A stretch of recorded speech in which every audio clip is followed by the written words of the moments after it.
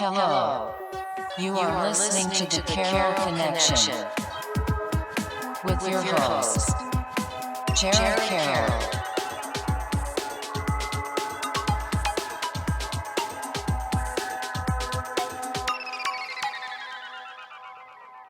Hey everybody, welcome to the Carroll Connection. I'm your host, Jared Carroll, here to bring you guys another great episode. I did want to take a chance to shout out my last episode, episode 218 with What Up Roadie, that featured Paul, the creator of What Up Roadie. And on that episode, we talked about how he got into content creating and why he got into it and why he decided to do What Up Roadie and focus on local Rhode Island things. And it was a really great episode. If you want to check that episode out, go to thecarrollconnection.simplecast.com. Also available Apple Podcasts, Spotify, and all the major listening platforms. If you'd like to watch a podcast, go to YouTube. Search the Carroll Connection or at Jared M. Carroll and it should pop up. And if you want to be a guest or return as a guest, hit me up on Instagram at Jared M. Carroll or at the Carroll Connection and we'll set that up. As well as plugging the 5 Pillars of Creating Meaningful Life. Only available on Amazon. And if you buy the book and you really like it, please submit the review on Amazon. It goes a long way in the algorithm. So that brings me to today's episode 219 with Julie Bannon. Hi, I'm Julie. Thanks so much for having me on here, Jared. It's my first podcast, so I'm very excited. Yeah, very excited to have you. And we had a pretty good pre-interview just talking about a bunch of different things. Now I'm kind of excited to really dive into this with you. So how I like to start is just like who you are and what you're doing currently. Currently, I am a high school math teacher. It is year 15 for me, and I'm also a yoga teacher, and which is how we got connected since I'm teaching with Satya Dev.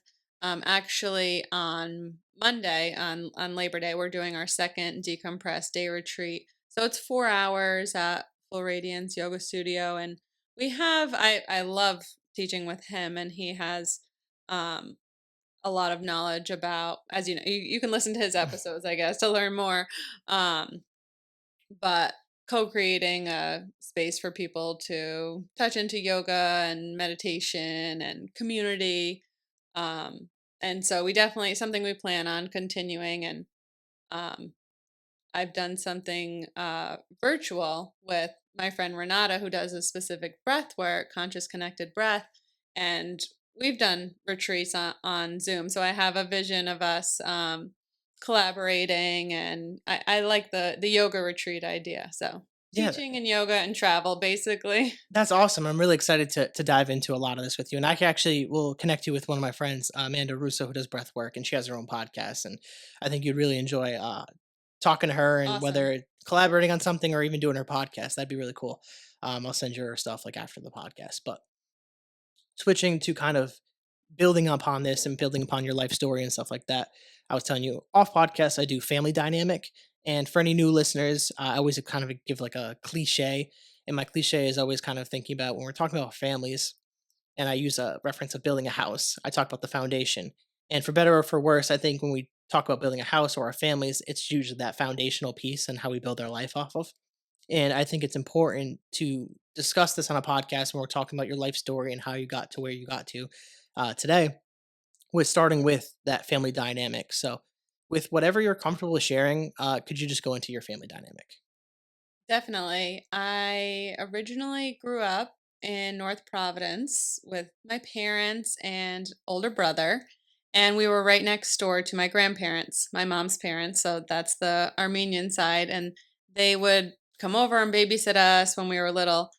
So we lived there till I was 5, and then we moved to Bonnet Shores in Narragansett, which was an amazing childhood experience. And I have a lot of close friends, both who I went to school with there in Narragansett K through 12, and also who had summer houses in Bonnet Shores, and just amazing friend groups in both of those regions, who again, we're still all super close. So I'm very grateful. And I've realized now that I've got older that it's not as common that you have, people you're so tight with that you literally knew when you were, 6 years old. So yeah, and I have wonderful parents. My mom's a retired ICU nurse, 42 years, went into a couple years into COVID before retiring. And my dad is great. And I was kind of reminiscing, because I know you start your podcast this way, and in the long car rides, before cell phones, I would say, like, Dad tell a story, like tell us a new one, and he would think, and we would always get an interesting story from him. So he went cross country in an old post office van, winning chess tournaments along the way with his friend, and like just there's a million stories. um, so yeah, and they supported us and going to Rick, and yeah, my brother met his wife there at Rick, so I knew them.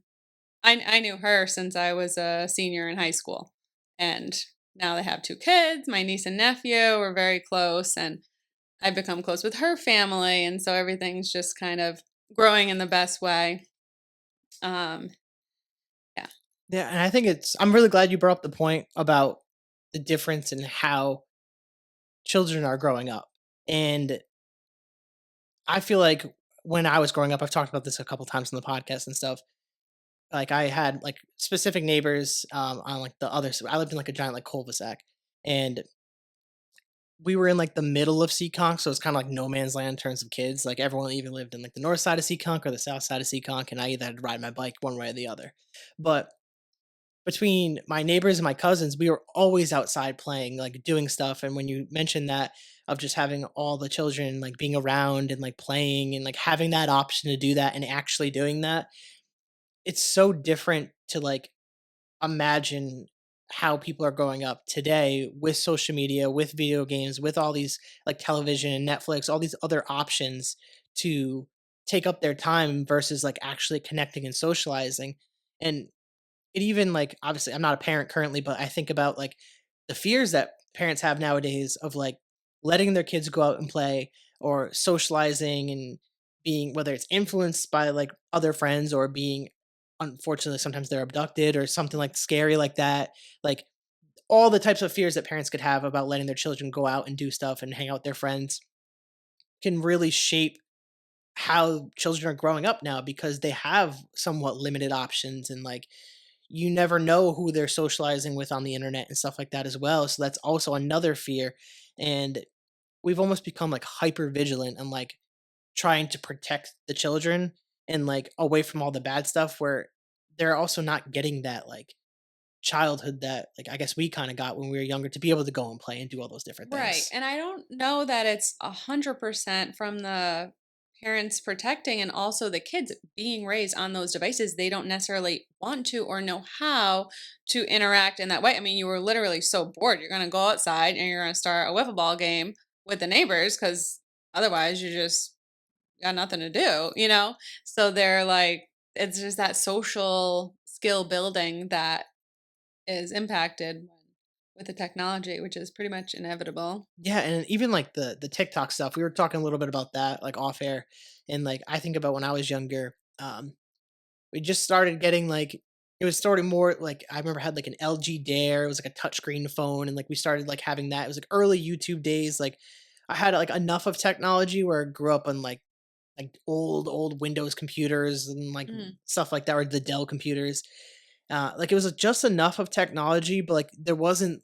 I really think it's the social media Yeah. aspect of it.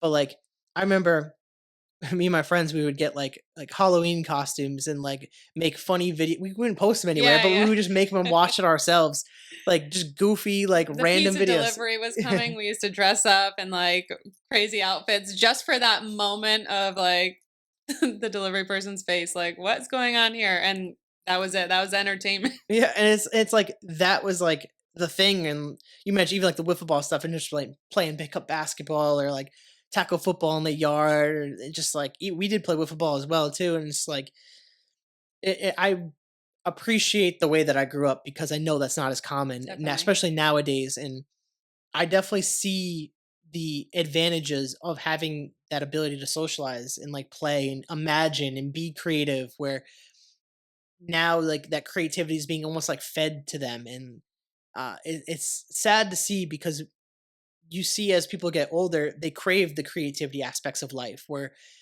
and I was telling you a little bit about my life story and like finding myself in this kind of like routine of like 9 to 5 work and travel and new job new friends and like missing that piece that I feel like I had when I was younger, like getting back to that version of myself where I was more fun and creative and excited about life. And now I'm just at that point. Prior to the podcast, I'm just like sad and miserable and frustrated and depressed. And um, I don't know if I would have been able to make that comparison if I didn't have that type of childhood either. And like, That's true. and I don't know if everyone can relate to that, but I feel like for me, like looking back on that, like I appreciate having those moments of like making goofy videos or like I even look at like home videos. My dad always had like a camcorder, like always was recording and stuff like that.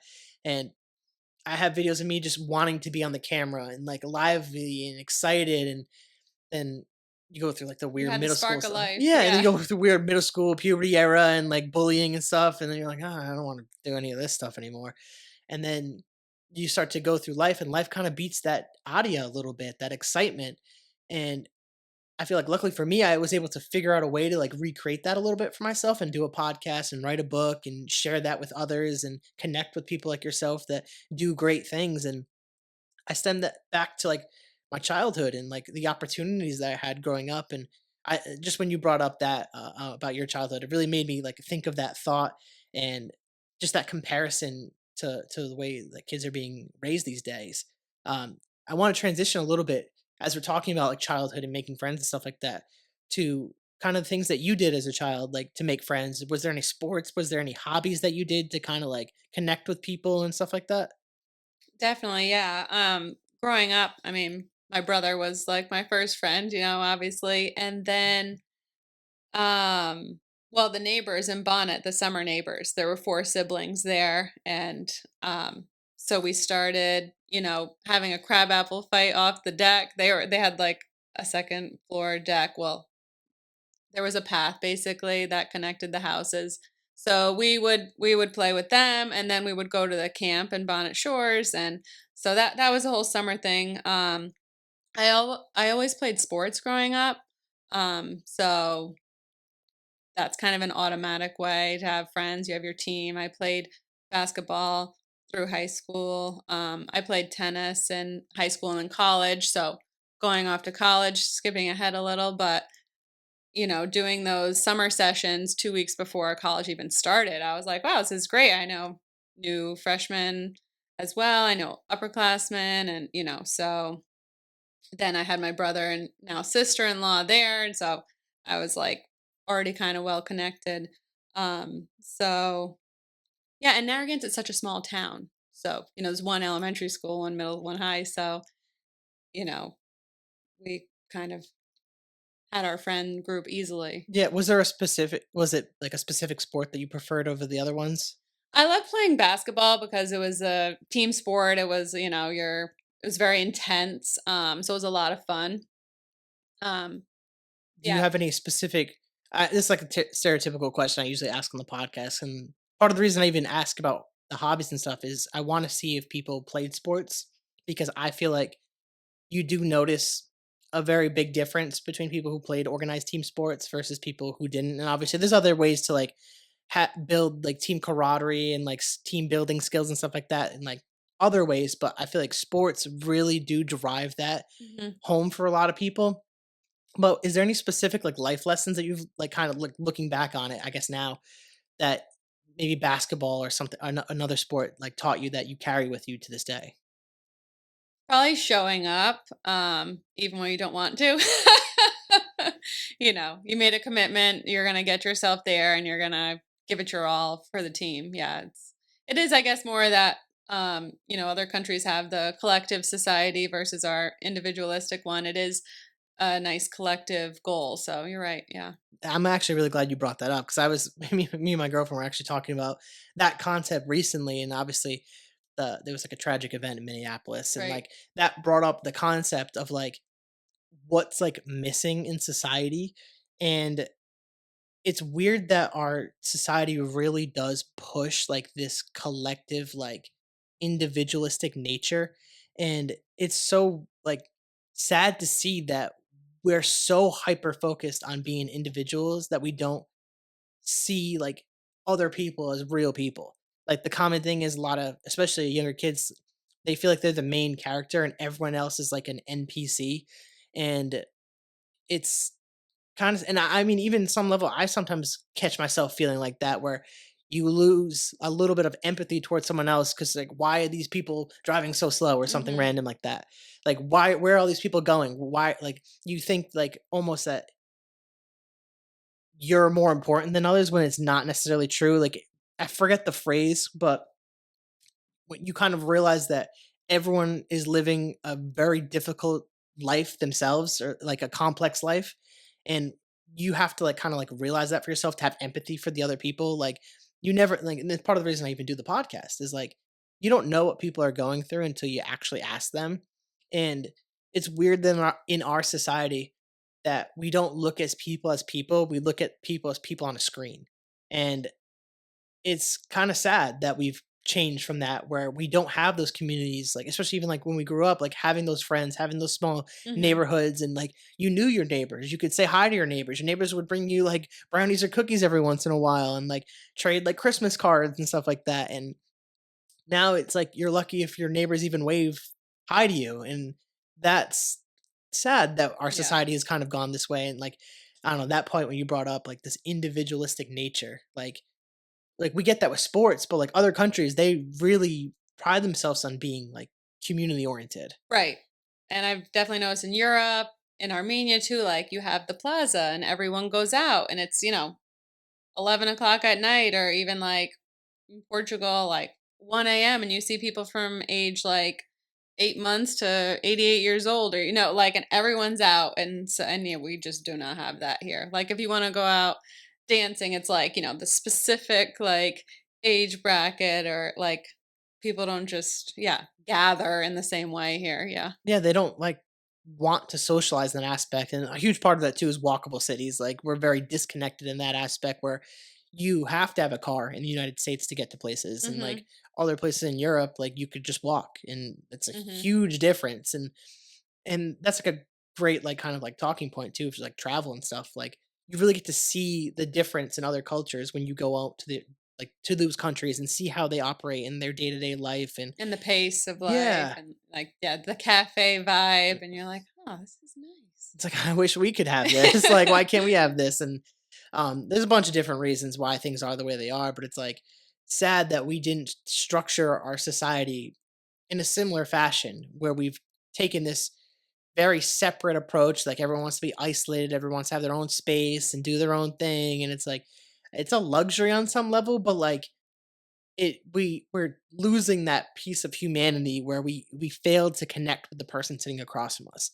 And that's sad because we're only going to see that grow and grow with, I believe, social media driving this a lot of the time, because we're so addicted to our phones and looking at our phones all the time that we fail to like actually make eye contact with people. Mhm. And like that's like a fear for a lot of people, especially younger people. They don't want to have eye contact because it makes them anxious. Mhm. And like the eye contact's actually like really beneficial for like dopamine and your like happiness and overall health. Like we're humans, we're supposed to be Yeah. social, and social media encourages like to be separate, to be away from people, to be your own thing. And like we're so fixated, like people on YouTube, hey, welcome to my podcast, like looking at cameras instead of looking at the person across from them. Like, and obviously we're doing a podcast and have cameras, but like I always say to my guests, like, just look at each other. Like if we're Yeah. talking to or we break the third wall, like we'll talk to the camera and do that for like intros and conclusions or like plug in stuff. But like we're having the conversation. People are just getting the privilege to listen to the conversation.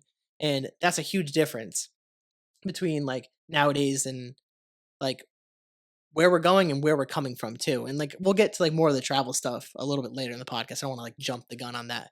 Um Building off this though, looking at more towards like high school and stuff like that, specifically kind of senior year, walk me through like kind of how that was and like your decision like post college. Like what path do you take? Do you go to college? Do you not go to college? Why not?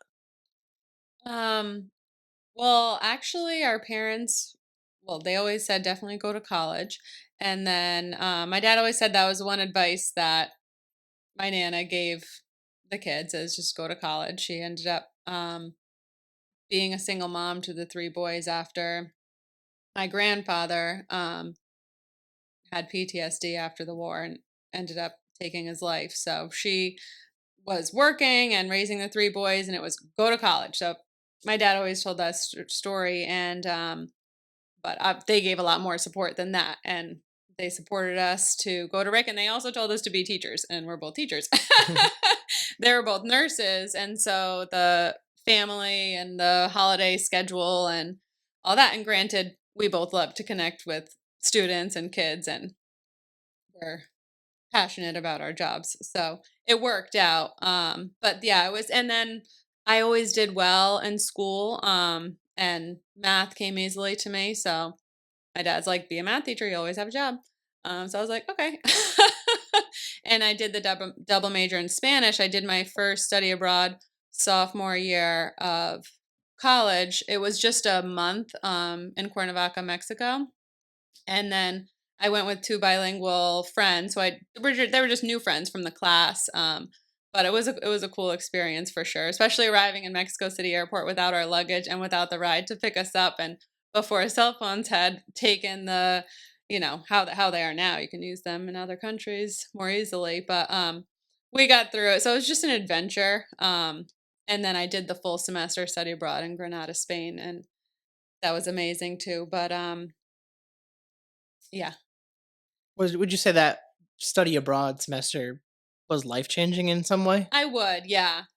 Yeah, it brought my Spanish language skills definitely to the next level, and I don't think they would have got there if it weren't for those 4 months and my roommates speaking Spanish in the house, even though we were all learning. So it was pretty much 24/7 to the point I was dreaming in Spanish. Because I had the formal classes, but then in the town, people don't speak English. Mhm. So you want to, you had a question at the market or, anything. It was all Spanish. And then, yeah, I did have this feeling at the end. I was like, I don't really want to leave. Do I want to stay? And I had a couple of friends. My roommate actually ended up marrying a guy from there. And I've been back a few times. I do love Spain. And it changed. Like we were talking about, like just to see the culture, a different culture. And I always love new cultures. So I like traveling to different places, but Spain is one of those places I like to go back to because that experience was so cool. Yeah, Spain was one of the first places that I've gone like internationally, and like my brother was stationed in the Navy out there. So I was able to like go out there and kind of visit, and that was like I did it solo too. Like I was living in Hmm. Texas at the time, and I'd been to like Mexico and stuff, but it was more like Cancun, so it was Okay. like not really like Mexico. Stayed on the resort the whole time, didn't really Hmm. get to actually experience the country itself. But Spain, we really got to like immerse ourselves and walk the cities and see what life was like, and that really opened up my eyes to like the opportunities. And like now, like we try every year as like a family to go to like different countries. We've gone to Ireland together, we've gone to Germany, went to Oktoberfest, we went to the Azores this past summer, and working on a trip for May to try to go to Scotland. That's like the next thing we're trying to go Cool. to. So trying to take advantage of that now while my like parents, like my aunt and uncle and my cousins, like we're all like fit and young enough to do it and healthy enough. And obviously life's going to change in the next like 5 to 10 years for a lot of us. So um really blessed to be able to do that with them. And obviously that's why I do the recaps too, to like be able to remember and talk about why. And one of the books that I'm reading, like the main, like the first quote on it was basically is like, don't lose like the meaning of like like the experience that you're in,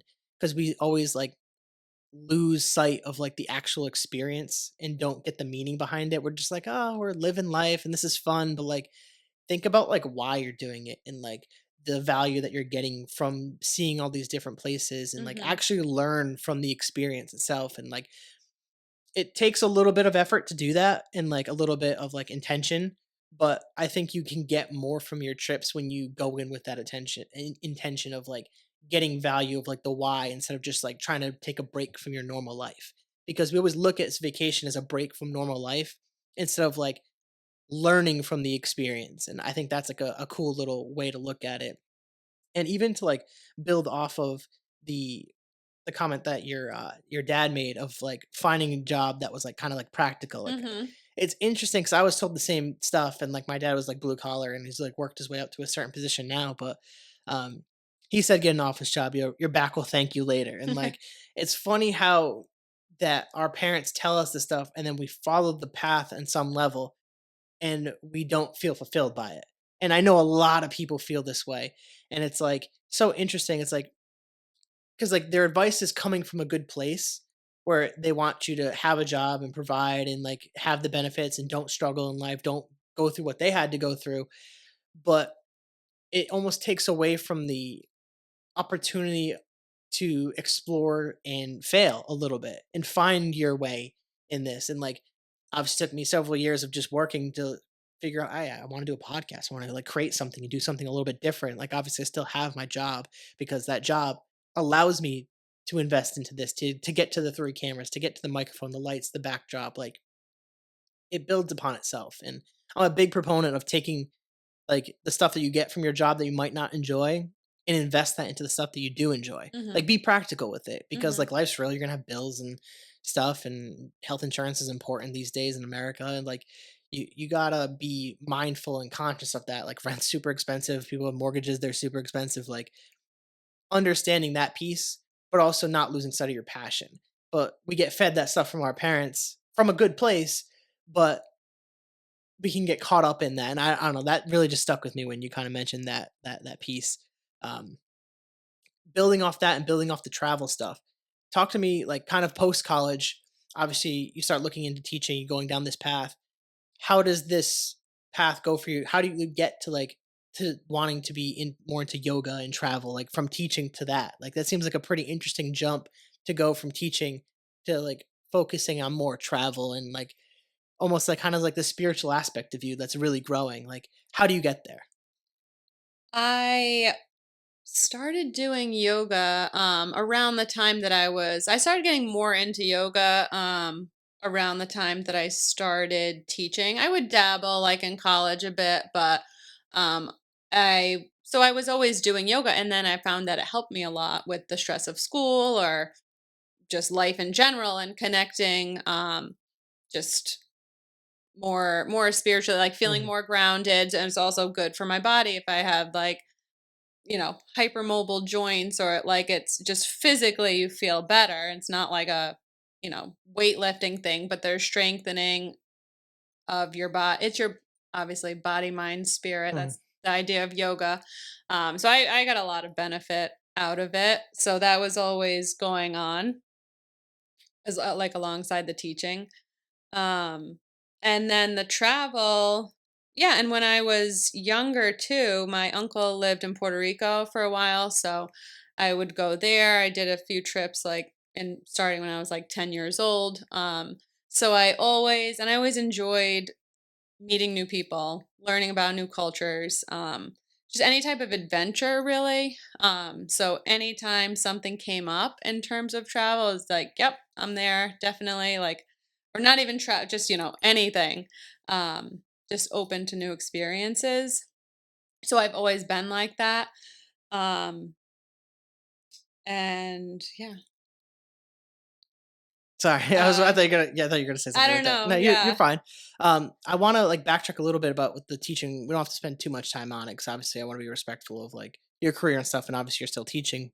But the interesting part I wanna ask is, like, what's the value that you've gotten from teaching? Like, what's the reason that has kept you teaching for as long as you have? Well, also that part, like I said, I like connecting with new people. I mean, that's happening every year with teaching, and you have a new bunch of kids in front of you, ages, 14 to 18, and you can have even around 100 students every year. And so you're getting every single type of person in front of you, and you have, a few classes a day. And so you're learning the personalities, and like you mentioned, that teamwork, like trying to make each class has its own vibe. And I love the social aspect.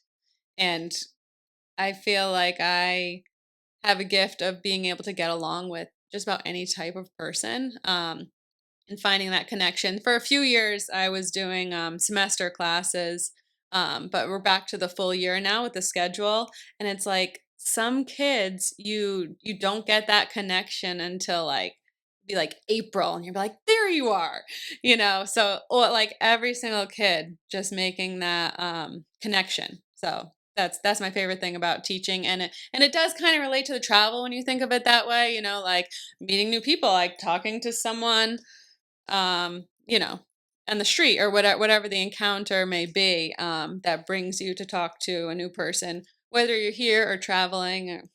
What made you teach that specific like age range? Like, because obviously you can teach a bunch of different. What was that like draw? Um, I think I just kind of like, I think teenagers for me are easier to connect with. Um, can just, they're almost adults. You can kind of get to know them, and they're also at a pivotal point in their life. So they're still like malleable. You can still influence them to an extent, obviously, but some of them really know what they want to do. They have their vision, or they have some life experiences already. So yeah, I've liked that age, and I don't think I would want to teach another age group. I think it's definitely the right age group for me. Yeah, I think it's a great age group to like go and teach too, because like you said, it's a huge pivotal point in their life too. Where you could really make impacts too that they'll remember.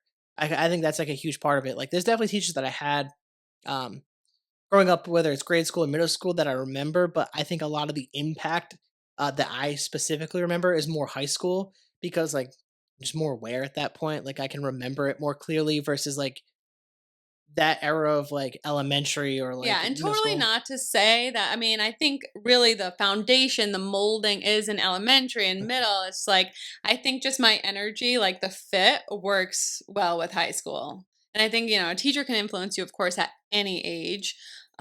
So it's just, yeah, the age group that I'm can connect with most easily. Yeah, that makes a lot of sense.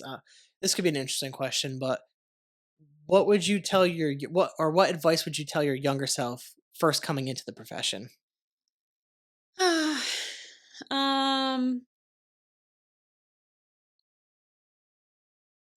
Maybe just kind of like hold your ground more, because sometimes I think making that connection with every single kid can be at the expense of either the group as a whole or my own self. And just kind of like having the clear boundaries and like rules, like just be a little more strict. I'm not naturally a strict person, and I, number one, just want to make that connection with every kid, but then it's like, oh great, I'm so comfortable here, and then you're like, whoa, reel it in. And really, it's harder to do in that order. You're supposed to like, set the firm rules, and then you can like loosen up as you go. But I just see them on day one, and I'm like, gosh, like how miserable would your day be if everyone just like, these are the rules? And I'm like, no, I want to get to know that. I want them to feel safe.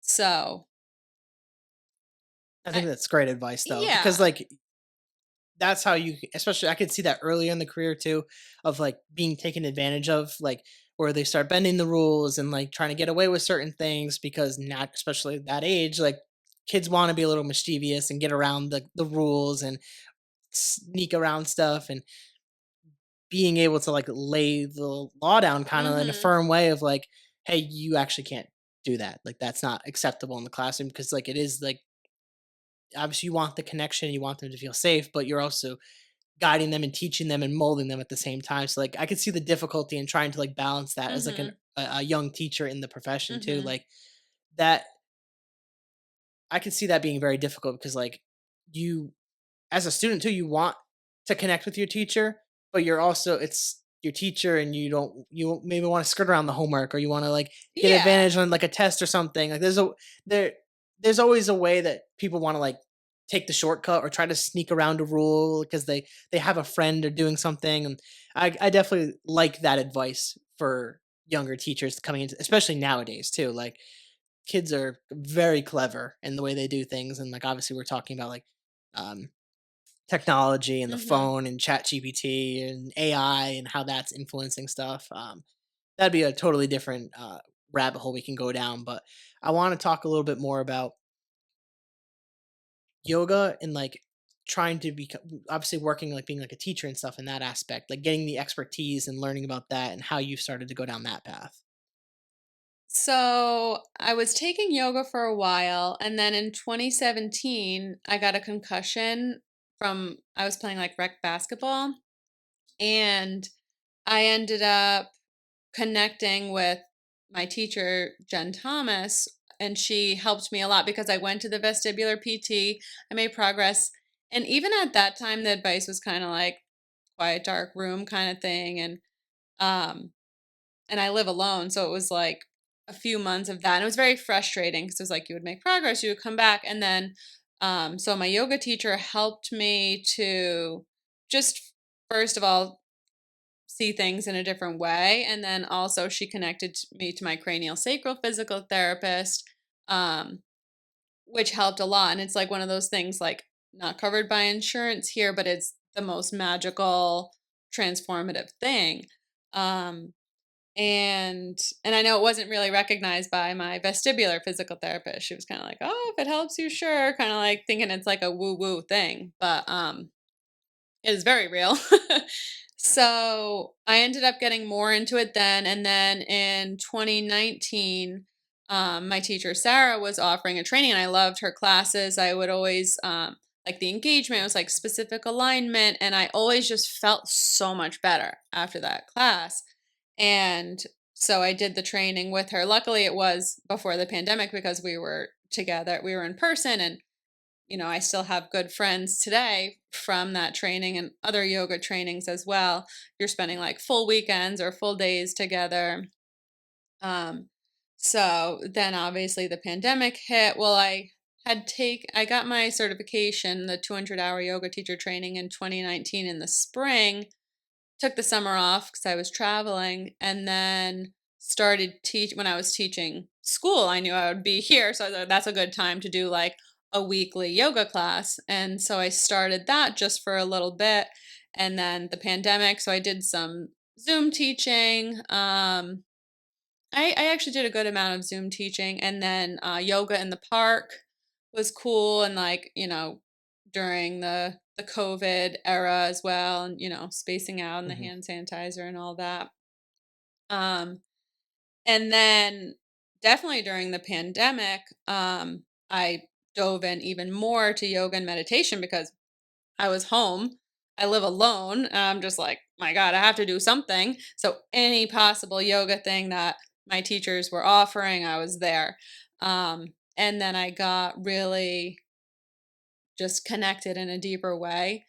And that's actually when I basically end up shifting away from drinking, like from like the younger party days, and like I would still enjoy drinking with friends, and then it'd be like I'd have one beer on a Zoom cheers, and like the whole next day feel off. And I had nothing else to do but notice it, like.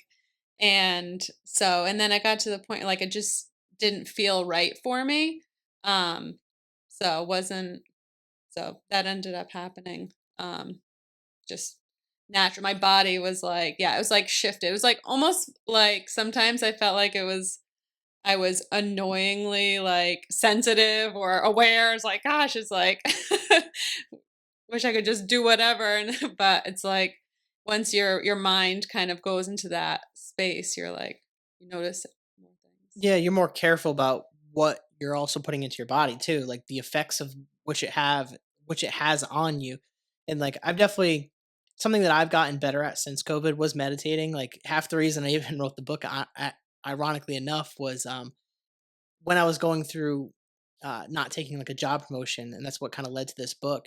Um, I was like, if I don't take this job promotion, like I got to figure out like what do I do? Like what's the alternative to that? So I started to like meditate again, and I started to journal after my meditation sessions. So like for me, what I do is I just put on like a YouTube meditation hertz. Like I just find something that just sounds good to me. And I used to really during COVID was I first started practicing this because like I was kind of going through some stuff and emotionally and I was like spiritually trying to figure out something that worked for me. So I would just like kind of like sit in a dark room and set a timer for like 5 to 10 minutes and just Hmm. like slowly build on it.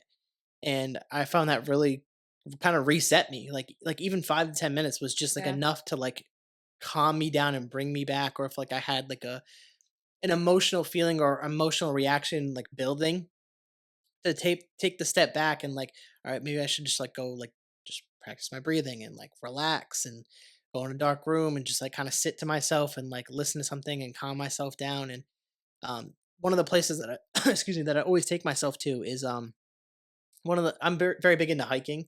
One of the first hikes that I really like kind of went on with my friend in 2019.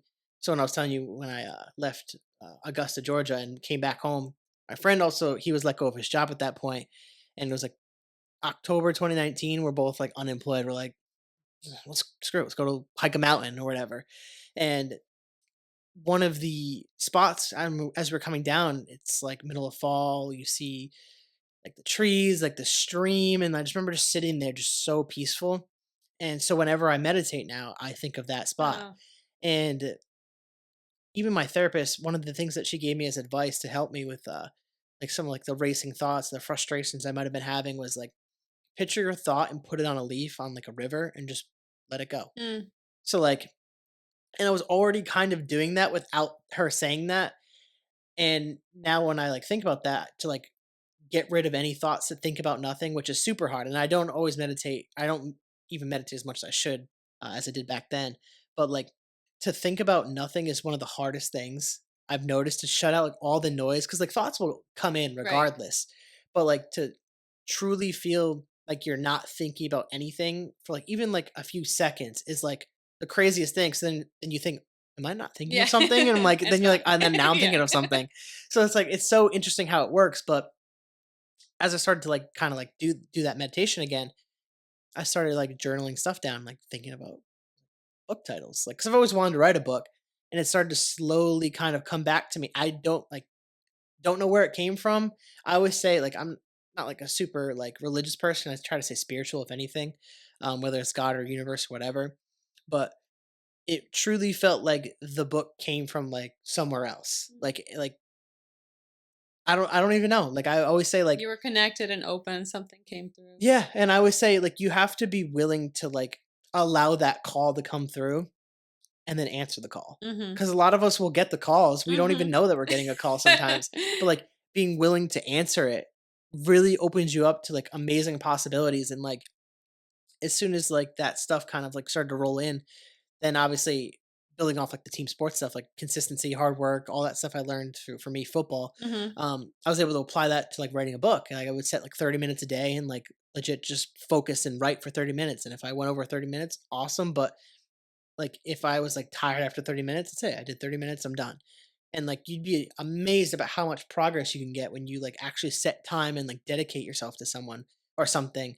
And that came from meditation and Mhm. like being connected to something like higher than yourself. And I've always found it very interesting and like attractive almost to like go towards that like energy and like be in that space and like you said remove like a lot of that negative stuff that we're putting into our bodies and you become hypersensitive to it. And I think that's such an interesting like that concept that people don't open themselves up to. They're almost like afraid of it in some way. I'm not too Mhm. sure why that yoga or like meditation has like this like hippie vibe to it. It's not as much as it used to be, I guess, but like almost like that spiritual. Like I don't know about that. It's Yeah. like Or they're it. like, "Cool for you, but I am not gonna do that." Yeah. Yeah, what would you say is something that you've learned through whether it's meditation or yoga that people would be surprised about? Like they're not aware of the like a value that you could learn or experience through meditation or yoga.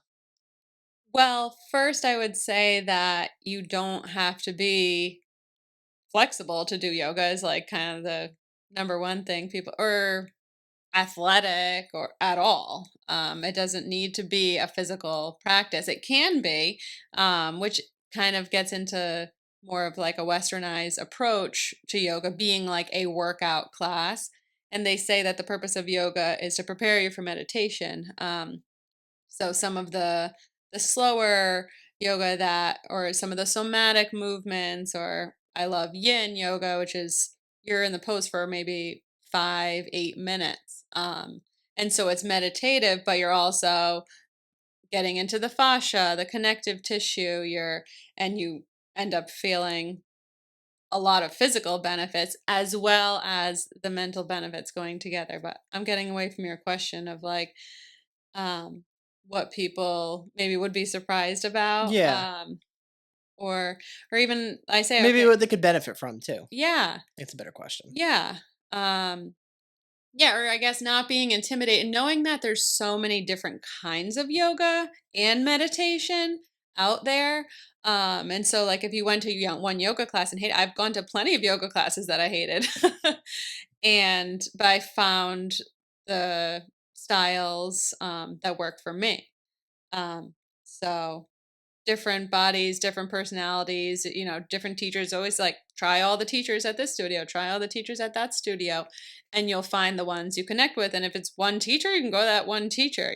So don't let one bad yoga experience turn you off of like that as an option for you if you think you might benefit. A lot of people say, "Oh, I think I would," but then there's something holding them back, which is what I also find with travel. It's like, oh, I would love to, but I could never. It's that sort of thing. It's actually a similar thing um, when they talk about, especially like meditation, probably more than yoga, and then travel as well. And so, where I like is to kind of like, I love having these conversations with people and like explain the different kinds and like, oh, wow, like I never knew about that kind of yoga or like meditation. Maybe it's okay if you're thinking thoughts. Like it's not like you have to get to that goal, and if not that's not it, then you're not doing it. Being more fluid, and it is what it is, and you're here, you're still here with it anyway. Um I think that's really great advice, actually, especially even too, like trying different teachers, because like you might have a really bad teacher one day, and then you go somewhere else and have a really great experience with someone who teaches you a different style, or maybe they even teach you a different like yoga workout or meditation, and obviously like the westernized version of yeah, yoga has taken like storm over here, so it's like it's a completely different version there's many than different exactly. lineages rooted in India, and you can go back and follow the teachings far, or you can find that teacher here as well, and you can still benefit even if you don't know. You kind of like you said, something's coming through. Like that's what happens with each lineage, and you find one that you connect with. Yeah, and it's just being open to that too, because like there is something spiritual, supernatural, whatever it is for you, like there is something that if you can work through, you can connect with. You might not always like initially feel it, but there is something trying to guide you and connect you and get you onto like the path and purpose that you're meant to do while you're here on earth. And I Hmm. think for me, it always like even like the concept of like multiple lives and stuff like that was always super interesting to me, and it's Hmm. really drawn me to like uh, talk to people about different religions and like um, just be more open minded to that type of stuff, because that really resonates with me of like what is the thing that I'm meant to do while I'm here. Like, what can I provide, and whether it's value or like helping or connecting with others, that is like part of like whatever I was designed to or created to Hmm. like serve in this life. And Yes. I think a lot of people could benefit from having a similar mindset of like, what can I do to like help push people forward? Like, I'm big on like leave things better than you found them. Like, in terms of like, even if I was lucky to have children or something like that, I would want to set them up to have the life that they want to, but better than what I did. And like obviously, it's harder and harder as like time goes on, whether it's the economy, inflation, all that stuff. But I think it's important to like push humanity forward, like in any way that we can. And like we were talking about earlier, like how I don't care about like the big picture of like YouTube or podcasting. Like I don't care to reach those millions and millions of people. I want to reach the people around me. Focus on that. And I think when you focus on the people around you, that's where you start to actually really make waves. And when you make the waves, make the little ripples, they just keep going and it can spread wide. It's like the butterfly effect. And I Hmm. think the more impact that we have on people around us, then they can have impact on people around them. And then that just like keeps going and going. And I think stuff like this and conversations like this is like super important. I did want to take a one kind of like final turn. We're getting to like the back end to talk about a little bit of the travel that you've been doing, because I find that super interesting. And even like kind of talked about people are afraid to travel and like take that risk and spend the Hmm. money. And I think it's really interesting that you do that and you take time to do that and you like really enjoy that. Talk to me a little bit about why travel has meant so much for you and why you've kind of started to really lean into that lately. I just absolutely love travel. I love a lot of people will say when I get back from a trip, "Oh, would you go back?" And I'm like, well, it's not that I wouldn't go back, but I want to go someplace new. So I love going to a new country and learning the culture. Although this summer was the first time I went to Armenia, and that is a place that I want to return. And being that I'm half Armenian and there's a whole history, like I said, learning about um, the genocide in 1915, 1.5 million people killed. Well, I always, of course, knew about that. It was always sort of mentioned by my grandparents and the community. Um, but just being there at the genocide memorial in Armenia and I started taking Armenian language lessons from Argishti, my tutor. He's great. He's in Armenia. And so we actually got to meet on this trip there in Armenia. But and connecting with the food, and so that has a different place in my heart in terms of going back. But in general with travel, yeah, there's still a lot of places I definitely want to go. Like I have been to Japan, but I haven't been anywhere else in Asia, and I'm like, wow, that whole part of the world that I really know nothing about, and I learn best by experiencing it. Like I'm probably not going to read a book about like certain things, but if I go and I see it and I feel it and I talk to people, and that's what excites me. And so if I have like a long period where I don't have either a trip like at least planned, like I know I'm going to be going somewhere, it's like, all right, like day in, day out, like, you're teaching, you come home, you're exhausted, you make your lunch, watch some TV because you're kind of too tired to do anything else.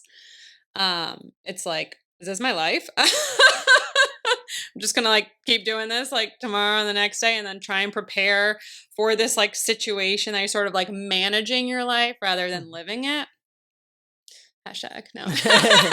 That's facts, though. I mean, I think a lot of people struggle with putting aside that time to actually go and do that too. Obviously, resources and stuff for some people, but like getting out there and actually seeing other countries and seeing how they do things like is super important because it really does change the way that you look at your own life too. Like it's like, wow, these people, this is like the way they live, and this is like so different and so Mhm. laid back, or Mhm. like they're so connected to each other. They Mhm. like the community aspect that we talked about. And for me, like I went to, like I said, the Azores this past June, and like my mom's side was they're from there, so like really feel that.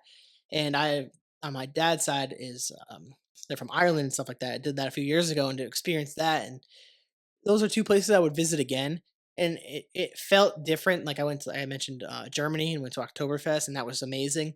Um, it's different where you go to a place that you have like lineage from. Mhm. It feels like home in a weird way. Yeah, and I did feel that with Ireland too, and I am also Irish. And so yeah, it does. It feels like home. It's cool to feel that too because you get to kind of see and imagine. And obviously, it was different.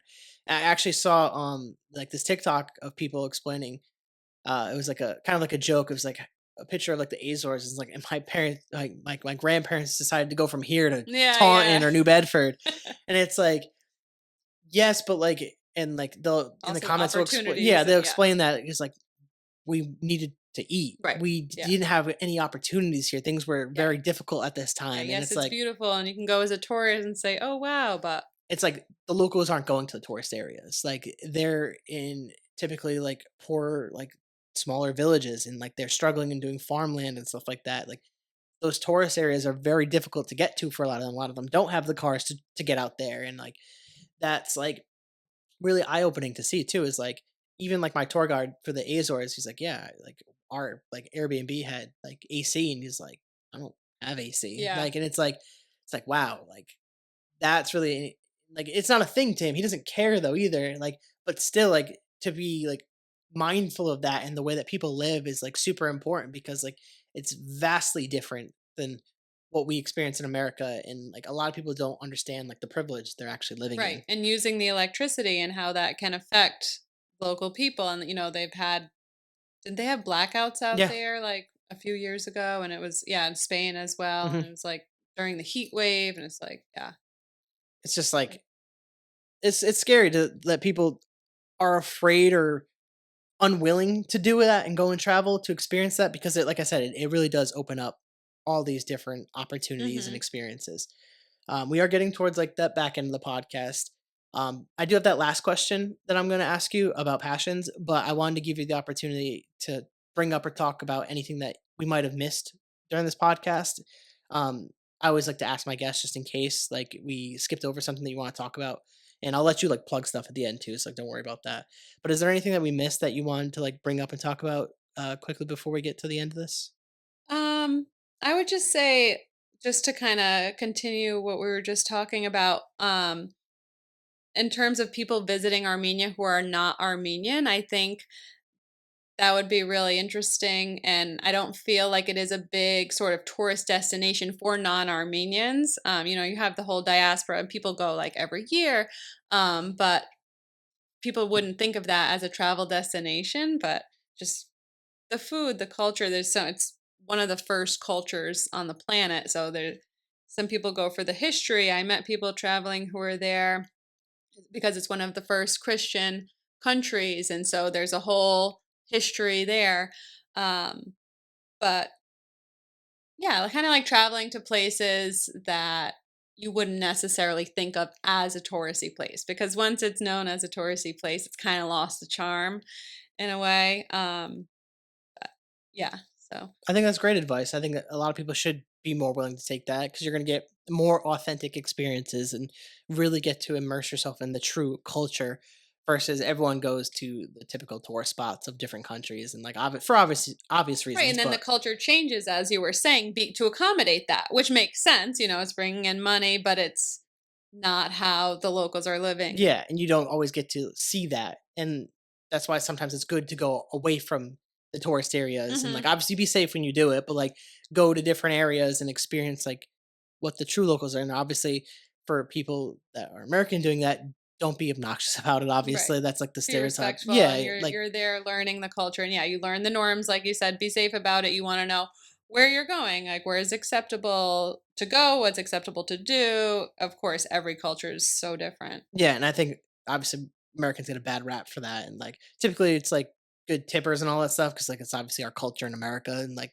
other countries, it's like they don't even tip. Sometimes it's disrespectful to tip.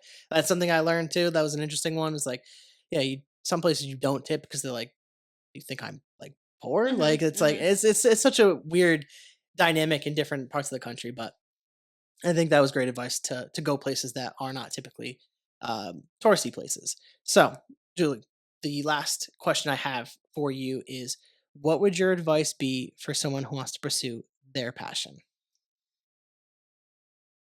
Well, whatever their passion is, of course, learning more about it, getting yourself immersed in it in some way or in many different ways to learn, because I don't think you really know what you like and don't like until you're in it, or you learn more about those likes and dislikes. And so to be open-minded, and then again, whatever the passion is, getting involved in some way, even if it sounds like, oh, I know I wouldn't like this part of it, or this area that's somehow connected to it. Okay, well, why?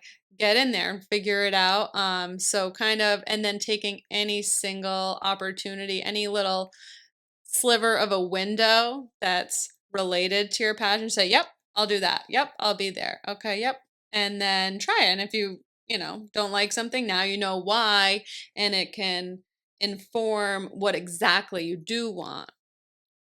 Perfect. I think that's amazing advice for people. And I gotta say, I really appreciate you for coming on the podcast, Julie. This has been amazing, and I really appreciate you taking the time out of your day to come do this. And like I say, for everyone that listens to the podcast, anyone that comes and sits across me, like I really just like appreciate it because I know it's not easy. It can be scary to do it and to be on social media and do like podcasting. It's not normal for everybody. But again, thank you. Thank you so much, Jared. It's been a really cool experience. Yes, I was nervous, but I think we had a really great conversation. Yeah, I was glad, and I'm glad that you were able to feel comfortable and share and go into a bunch of different things. But if you want to plug your Instagram or anything like that, or where people can find you and connect to you, look into that camera and do that. Sure, you can connect with me on Instagram at Julie's Journeys. So Julie's double underscore journeys double underscore. Um, and I just put together a few reels about my travels and also my yoga offerings. So you can find it there. Perfect. And I'll tag you in everything and we'll go from there. So for you guys, if you guys like the podcast, please rate, review, subscribe, share with your friends, share with your family, share with your grandma. Check it out, thecarolconnection.simplecast.com. Also, Apple Podcasts, Spotify, and all the major listening platforms. If you'd like to watch your podcast, go to YouTube, search The Carroll Connection, or at Jared M. Carroll, and it should pop up for you. And if you want to be a guest or return as a guest, hit me up on Instagram at Jared M. Carroll or at The Carroll Connection. We'll set that up, as well as plugging the 5 pillars of creating meaningful life. Only available on Amazon. And if you buy it and you read it and you like it, submit the review on Amazon. It goes a long way in the algorithm. So, until next time, guys, peace.